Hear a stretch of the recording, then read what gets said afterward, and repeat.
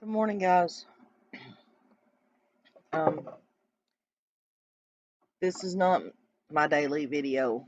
This is just a rant session, I guess you could call it. The name of the video is War on Our Future.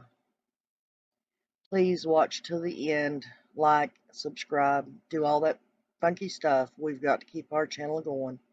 And I do say our channel because it belongs to all of us. War on our future. It's war on our children, actually.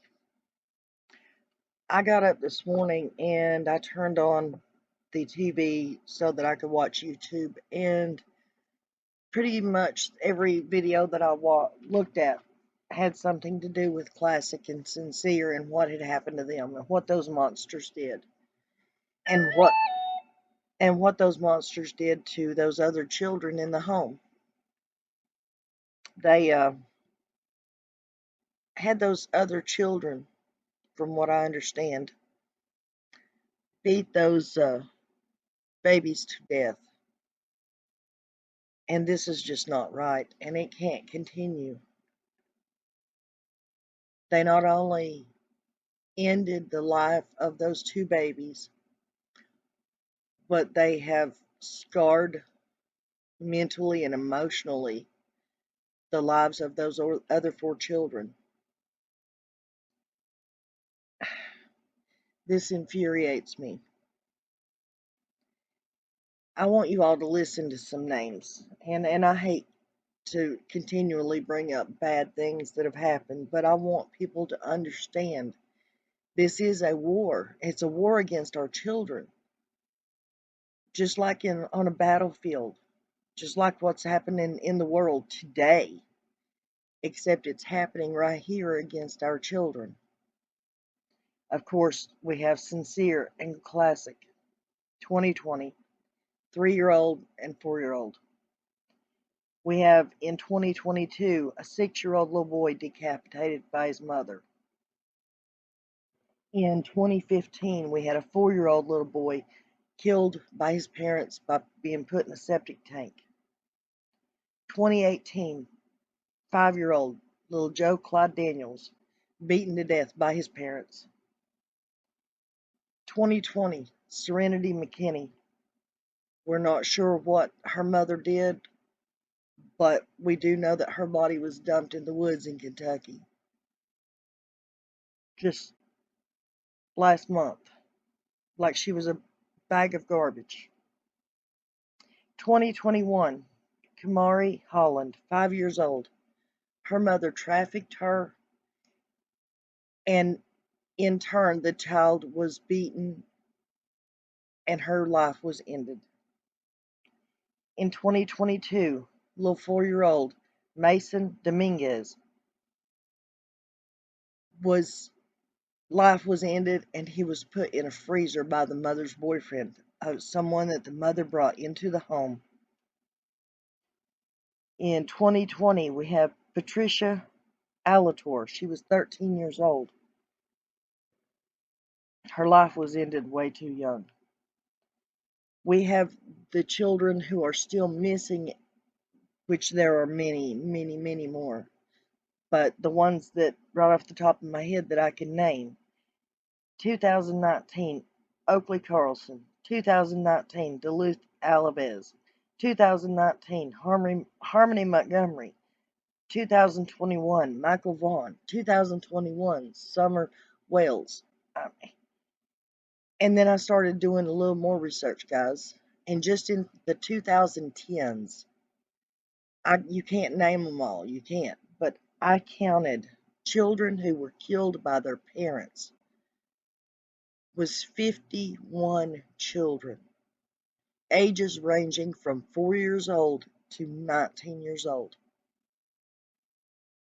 This is not even counting the ones that the children are being kidnapped and killed, or kidnapped, stole, and done away with. These are parents who are doing this to their children. It enrages me. It's unbelievable. It's horrific.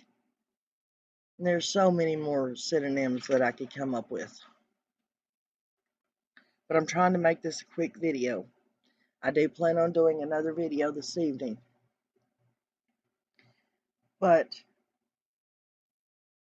I honestly believe now, No Thanks has got a petition going now that will help change a few laws concerning CPS. But in my opinion, we need to go in and change the laws inside CPS as to whom they hire to be a caseworker. Now, no, not all of these cases had to do with Department of Human Services or Department of Children's Services. No, they didn't. But a lot of them do. A lot of them, Department of Children's Services were called into the homes, and either they didn't find any problems in the home, or they knew there was problems and went ahead with the arrangements anyways. My thing is, not that there's anything wrong with college graduates who don't have children, who are out here trying to make their own way in the world. That's great. But in my opinion, I do not believe that Department of Children's Services should be hiring a college graduate with, no matter what their degree is, if they do not themselves have children. I believe a CPS social worker should be a parent. Because when someone who doesn't have children walks into a home, the wool can be pulled over their eyes way quicker than if you have another parent walk into a home. Another parent can see things that might be a danger to a child, or they might be able to recognize the actions of a parent that just doesn't seem right. They would know to at least dig a little more into the past of these parents or foster parents or whomever is getting the children.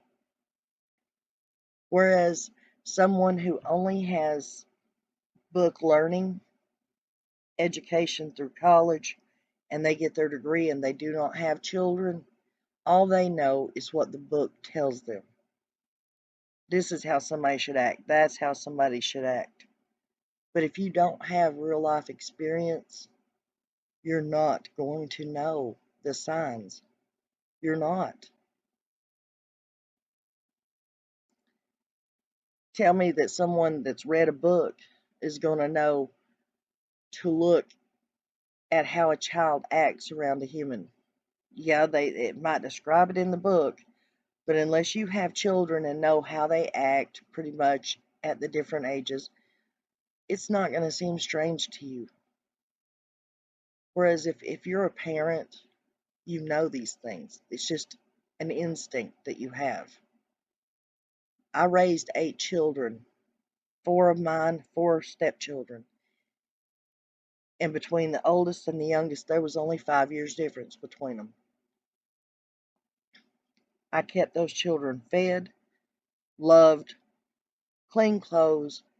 I kept them safe, happy, secure, and protected. And trust me, it doesn't take money to do all those things. It just takes the love of kids to be able to supply everything a child needs. Because as long as you love that child, you will make sure that they have everything they need. Off topic, I know. Anyways, in my opinion, we need to get some kind of a petition going so that we can get a bill set, so that maybe we can get some laws changed inside the Department of Children's Services. If there's anybody out there that has the ability or the knowledge of knowing how to draw up a petition, one that's done correctly, I would greatly appreciate it if you would get a hold of me. My email is in my About page on my YouTube homepage. And so let's see what we can't get done. I've thought this for years, and hopefully we can get something done to change this. Hopefully there won't be any more placing a child in a foster home where they wind up being done away with. Hopefully we will stop a child from being placed into the home of a parent who just recently got out of prison for murder. I mean, with the Harmony Montgomery case. Her father had been to prison for murder, and CPS placed her in that home, opposed to a home where she was at with her mother who was getting help for a possible drug addiction. Where would you rather see a child if they had to be in either home? Think about it, folks. And until next time, I hope you guys liked, subscribed, and don't forget to leave your thoughts, your comments, and even if you disagree with me, let me know. See you later, guys.